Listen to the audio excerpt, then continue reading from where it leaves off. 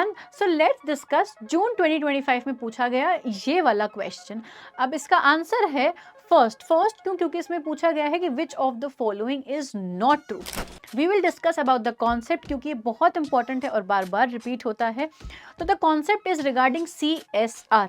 CSR stands for corporate social responsibility. ये जो concept है ये हमारा 2013 का जो कंपनीज एक्ट है उससे इंट्रोड्यूस किया गया था।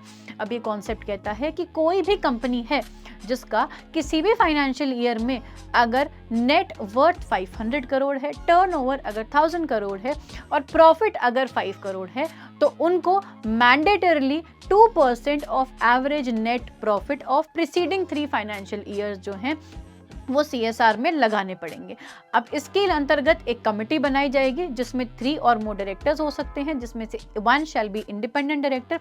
कमेटी का काम होगा बोर्ड को रिपोर्ट फॉर्मुलेट करके देना, एक्सपेंडिचर का अमाउंट डिसाइड करना और पॉलिसी को टाइम टू टाइम मॉनिटर करते रहना। बोर्ड के पास ये रिकमेंडेशंस आने के बाद बोर्ड जो है इट विल मेक श्योर कि जो 2% है प्रीसीडिंग 3 फाइनेंशियल ईयर्स का जो प्रॉफिट है उसका 2% CSR एक्टिविटीज में स्पेंड किया जाए। एक्टिविटीज कहाँ दे रखी हैं? शेड्यूल 7 में दे रखी हैं। तो हमारे लिए अब ये इंपॉर्टेंट क्वेश्चन बनता है कि इसमें से चीजें क्या क्या पूछी जा सकती हैं। आपसे नेटवर्थ, प्रॉफिट और एसेट्स पूछे जाते हैं।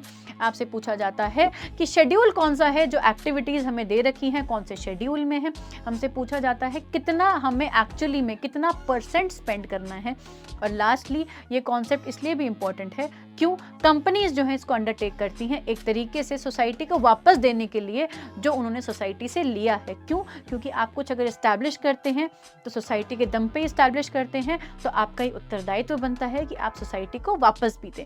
So that's it about the topic. Thank you very much.